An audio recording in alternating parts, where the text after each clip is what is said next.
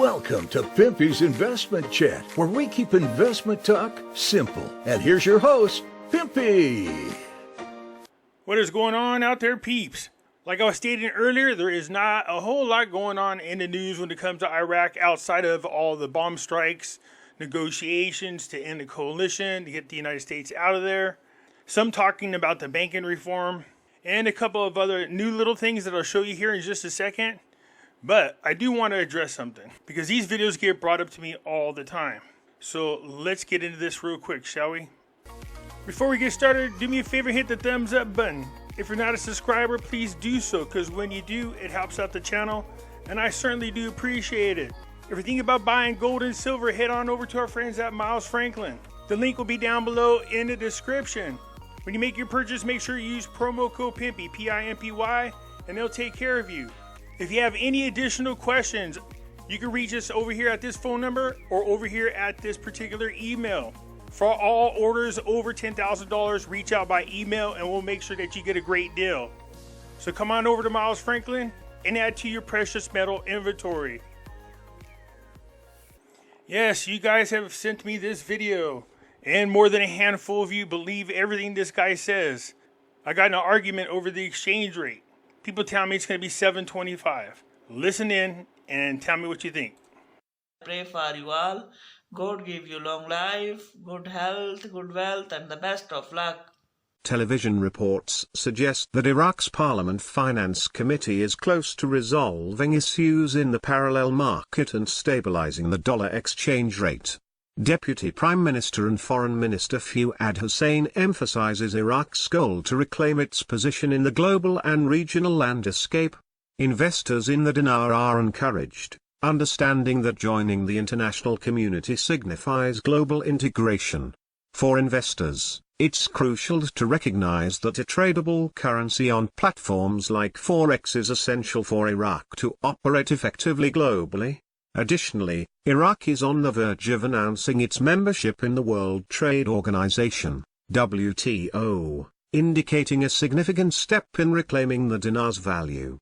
The positive news continues, with recent articles in Iraq focusing on executing economic reforms, restoring the exchange rate, and removing U.S. influence. The term restoring implies returning the currency to its former glory, potentially valuing the dinar at $3 or more. Reflecting on historical rates, $3.22 in 1991, adjusted for inflation, could translate to around $7.25 today. Yes, I've heard that story a zillion times. Well, it used to be $3.22, so if you adjust for inflation, it's going to be much higher. If that was the case, do you understand how much higher the Kuwait dinar would be? It's around the same as it was 7, 8, 10 years ago, 20 years ago. You don't see them go, hey, this year we raised a whole other dollar because of inflation. No, that's just ridiculous. I've heard that all before. It's not adjusted based on inflation at 7.22 rate. There is no currency exchange out there right now that you can find that's even remotely close to $4, let alone $7. So this particular individual just takes little snippets of things that sound catchy and sound cool from other gurus or other bits of piece of information off of articles, takes all the positive stuff, throws it on here, and then this is where the videos come from. Because people like the fluff. This is all fluff. There is no 7.25 exchange rate. As somebody posted under one of my videos, this doesn't come from a guru. It comes directly from the Iraq media. No, it doesn't. This guy's flashing around all kinds of articles, but it doesn't show you what article tells you that they're going to have an exchange rate of $7.25. Often people send me snapshots of this guy here, post that he makes. In this case, let's respond to this one. Foreign Currency X Info. Listen, people are sending me videos of this lady named Stephanie who inquired about general currency exchange to a JP Morgan Chase branch manager who informed her that at a nominal value, they are willing to accept smaller denominations under $25,000 at certain locations, which includes Wells Fargo. Now, I'm not sure how a JP Morgan Chase branch manager knows what's going on with other banks, but who knows? Maybe they know.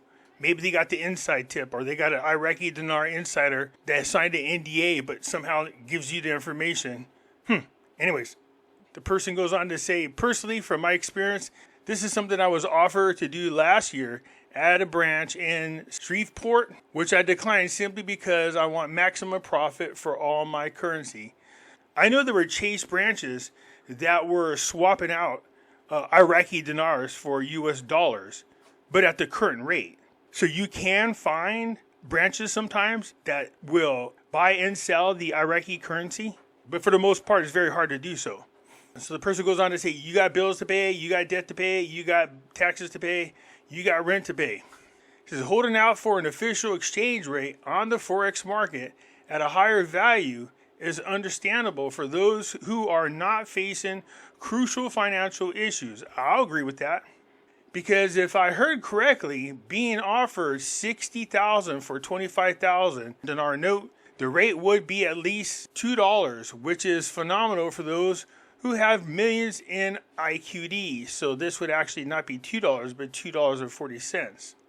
Yeah, that'd be a nice exchange rate. So I'm not sure you got that exchange rate at, but who wouldn't be happy with a $2.50 exchange rate? If these Chase banks are swapping 25,000 dinar notes for 60,000 USD, just let us know. I'm there.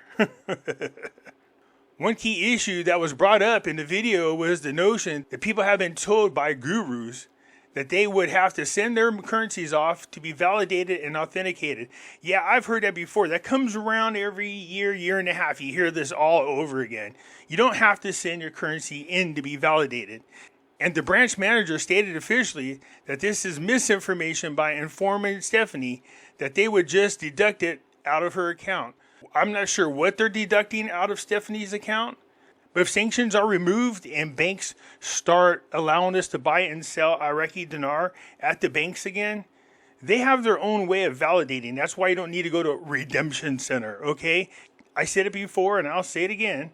I bank at Wells Fargo. I went in there, talked to my manager. He said this: if the exchange rate is very large and you end up making a lot of profit off it, all you got to do is call, let me know when you come in, or just walk in, wave to me so I see you, and just tell me that you're coming to exchange your currency. We will go ahead and run it through the machine to make sure that it's not counterfeit. Everything looks good. Once we say it's all good, we just deposit it directly into your account. And this person says visual inspections. Yes, that's one of the things they do. UV lights. Yep. Currency counting machines, yep. Currency authentication pins. These are all different ways that banks check to make sure that your currency is not counterfeited. They don't ask you for a receipt. They don't ask you where you got it from. They don't ask you about any of that. You just take in your currency. They make sure that it's not counterfeited. Then they look at the current rate of exchange, and then they let you know. Those are different ways that banks can check to make sure that your currency is legit. You don't have to send it in. You don't have to mail it in. The gurus have been spreading that lie for God knows how long. There are multiple ways that you can verify your currency on site in order to ensure its validity without you sending it to anyone outside of the banking sector. So please do not allow yourselves to be misled from scammers about sending your foreign currency off to a sketchy people. Yeah, I agree with that 100%. Absolutely. What I found out is people tell you, well, just send to us your serial numbers and the denomination of your Iraqi dinar currency. Then you find out that they're out there using that number to counterfeit bills. That's why you don't send in that information. These people talking about, well, and you're going to go to Reno, and I got this guy named Captain and all this other crap, and there's a special connection, and they're going to make sure that we go in group at a time, and some of us are going to be tier 1 and tier 2. It's all a lie. Don't ever turn your currency over to anybody else. Never give anybody else the serial numbers off your currency. Just hold on to it. When it happens, we'll let everybody else know who's accepting it, who's not accepting it, the best place for you to go. But don't hand your currency to anybody. You keep it yourself. Iraq's IX powered by DESIX now live. This is the internet. The Iraqi IXP Iraq Internet Exchange is now live and connecting networks. So Iraq already has 12 networks connected or in the process of connecting to the new data center and carrier neutral IX. The interconnection platform is hosted in the Iraq IXP data center in Baghdad and operated by under the DESIX as a service model. The millions of users in Iraq deserve digital services of the state-of-the-art quality. This requires the best location infrastructure possible, which IX is delighted to contribute to. With a strong and diverse landscape of internet service and network providers, Iraq is in need of local interconnection to create local data and content gravity, and its internet connectivity will be strongly enhanced through the new IX. So congratulations to Iraq. They now have additional internet access. And as you can see right here, their goal is to establish in Iraq the digital economy, which is, in other words, another part of the central bank digital currency. New U.S. strikes in Baghdad ratchets up U.S.-Iraq tensions, while al-Sudani is caught in the crossfires. Some in Iraq, especially within the Sunni communities, are weary of a hasty withdrawal of the American-led coalition from Iraq. See, so not everybody's aboard on this. Repeated U.S. strikes on Iranian-backed armed groups in Iraq have fueled new tensions and escalated pressures on the Baghdad government to end the mission of the U.S.-led coalition in the country.